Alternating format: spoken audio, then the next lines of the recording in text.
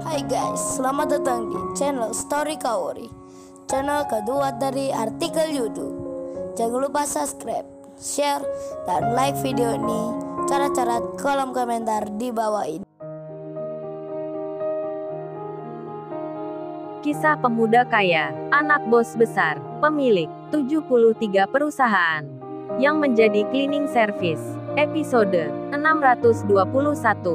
Kenshin yang diselamatkan dari percobaan pembunuhan dirinya. Kenshin yang sudah aman kini ada di bandara, menjemput Iwan dan Ririn, menjemput Rena dan tantenya.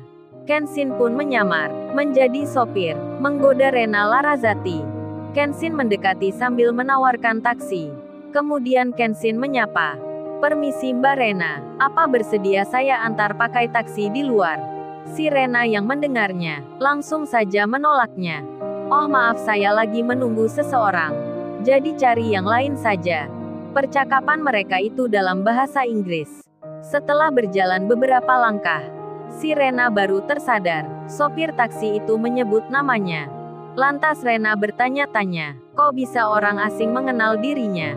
Langsung saja Rena mengalihkan pandangannya, melihat orang yang dimaksudnya.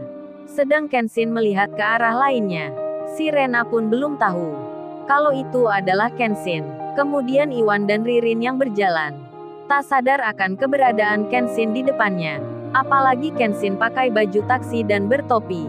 Di saat bersamaan Rena ditanya tantenya, "Ada apa Rena, kamu kok melihat ke sana?" Si Rena pun menjawabnya, "Oh nggak ada apa-apa tante. Cuman tadi Rena merasa saja kalau sopir taksi itu mengenal aku tante."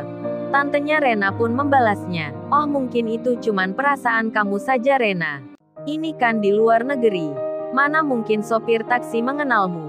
Kemudian Ririn dan Iwan mendekati. Ririn pun bicara, "Oh ya Mbak Rena, kita sudah siap." Terlihat Ririn tangannya dipegang Iwan.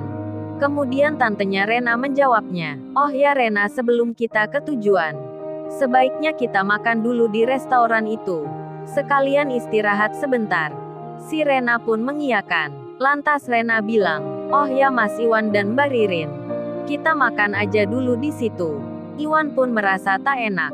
Hatinya masih cemas akan keselamatan temannya, tapi karena kondisinya begini, Iwan pun mengiyakan.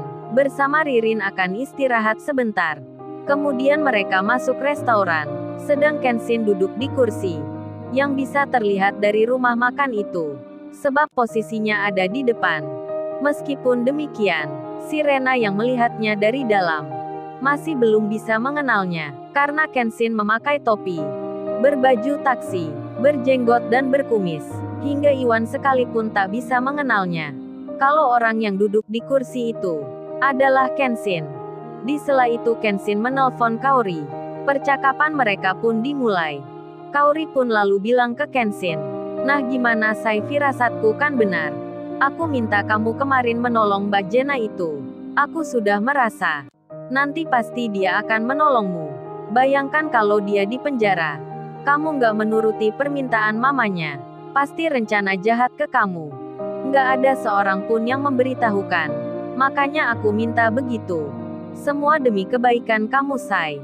Kenshin menjawabnya, "Oh begitu rupanya Kaori. Firasat seorang istri memang patut dihargai. Makanya aku kok curiga. Istriku ini tumben kok nggak cemburu. Meski aku bilang akan mengantar seorang wanita, ternyata alasannya begitu. Kamu Kaori, memang benar-benar istri nomor satu. Tak ada yang bisa menggantikanmu. Beruntung sekali aku punya kamu. Sudah cantik tapi perhatian pula." Kaori menyahut, "Duh Sai, kamu merayu aku. Emangnya ada istri kedua apa? Kok kamu bilang aku nomor satu?" Ditanya seperti itu, Kenshin terkejut sekali. "Oh itu maksudnya Kaori. Ya hanya kamu istriku. Masa ada kedua segala?" Kaori membalasnya, "Oh begitu ya, aku kira kamu mau menikah lagi." Kenshin menyahutnya, "Kamu Kaori ada-ada aja bicaranya." Kemudian Kaori melanjutkan berkata, "Oh ya Sai, karena Mbak Jena itu sudah berjasa ke kita, apa nggak baiknya saja kita berikan hadiah? Karena sudah memberitahukan hal yang penting. Kalau nggak ada informasi darinya, aku nggak tahu apa yang akan terjadi ke kamu." Kenshin pun membalasnya, "Oh ya baik Kaori, karena mobilnya Jenna itu disita perusahaan tantenya Rena. Jadi kita akan menggantikannya saja. Gimana menurutmu Kaori?" Kaori pun menjawabnya, "Oh ya Sai itu nggak mengapa. Kamu pesankan saja. Terus kamu di sana sekarang sama siapa?" Kaori bertanya. Kenshin menjawabnya, "Oh ini Kaori, aku sekarang menyamar jadi sopir taksi. Dan ini aku sedang ada di bandara. Di sini ada Iwan dan Ririn. Ada Mbak Rena dan tantenya. Mereka makan di restoran. Aku lagi mengerjain mereka." Kenshin cerita sambil tertawa pelan. Kaori pun membalasnya, "Duh kamu Sai sukanya menyamar saja. Jangan-jangan entar dapat cewek lagi." Waduh Kaori mulai cemburu. Sebab ada Rena di situ. Dan Kenshin menjawabnya, "Ya tidak Kaori. Kan mereka tujuan ke sini. Karena mengkhawatirkan aku ini. Masa kamu curiga begitu?" Kaori pun menyahut, "Iya sih Sai aku tahu. Aku kan gak marah. Cuman bilang kamu saja. Jangan suka-suka menyamar. Mesti datangnya ada masalah." Kenshin pun menjawabnya. Sembari ia bicara, "Oh itu biasa aja Kaori. Namanya juga surprise ke Iwan. Oh ya Kaori sekalian aku mau bilang. Pulangku tertunda dulu kayaknya. Sebab Iwan kan baru datang. Masa aku langsung tinggalkan Iwan dan Ririn biar bulan madu di sini." Kaori pun mengerti.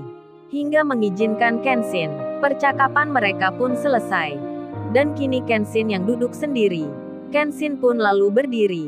Kenshin berjalan masuk ke restoran. Si Rena masih saja meliriknya. Tapi tetap tak bisa mengenalnya. Makanan datang ke meja mereka.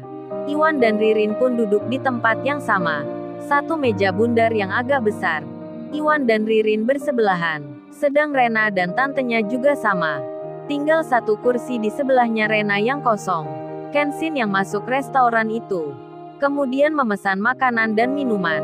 Kenshin menunggu dibuatkan. Dan akan membawanya sendiri. Tak seperti lainnya yang diantar. Sedang Rena dan tantenya mulai makan. Mereka saling bicara. Begitu pula dengan Iwan dan Ririn. Yang merasakan senang ada di sini. Sesaat kemudian, makanan yang dipesan Kenshin sudah jadi. Kenshin membawanya sendiri. Kenshin pun berjalan. Tak cari meja yang kosong. Melainkan tujuan Kenshin adalah tempat mejanya Iwan. Kenshin yang berada di depan. Dilihat oleh Rena. Kenshin pun berjalan pelan. Si Rena masih memperhatikan. Bahkan Rena merasa sopir taksi itu berjalan ke arahnya. Dan benar saja, langsung saja Kenshin duduk di dekat Rena. Duduk di kursi yang kosong di sebelah kanannya. Seketika itu juga, si Rena dan tantenya terkejut jadinya. Iwan dan Ririn pun melihatnya. Ada orang asing yang ikut duduk di sini. Kenshin pun tak bicara. Langsung saja minum di situ. Dan membuka makanannya. Si Rena pun berdiri. Langsung saja Rena bertanya, "Excuse me. I think you in the wrong seat in here. So please move to another place." Yang artinya, "Permisi, saya rasa Anda salah tempat duduk di sini. Jadi mohon pindah ke tempat lainnya." Si Rena menegur sopir taksi yang tadi menyapanya. Kenshin pun menjawabnya, dalam bahasa Inggris pula, yang artinya, "Tapi sepertinya Nona, saya tidak salah tempat di sini. Bukankah mbaknya ini bernama Rena ya?" Si Rena Larazati. Dan di depan ini namanya Iwan. Bersama Ririn pula. Mendengar sopir taksi bicara begitu. Terkaget Iwan dan Ririn. Rena dan tantenya pun sama. Belum sempat mereka bertanya. Kenshin malah bilang, "Ya sudah kalau saya tadi izinkan di sini. Saya pindah di meja sebelah saja." Kenshin berdiri. Si Rena pun mencegahnya. Sembari ia bicara, kamu siapa sih memangnya? Kok kenal namaku dan Mas Iwan?" Sembari berdiri itu, Kenshin membuka topinya. Melepas kumis dan jenggotnya. Terkaget seketika Rena. Hingga tanpa sadar, Rena langsung memeluk Kenshin. Tangannya Rena mencubit-cubit lengannya Kenshin. Si Rena pun bilang, Kamu rupanya. Nakal-nakal sekali nih orang mengerjain aku."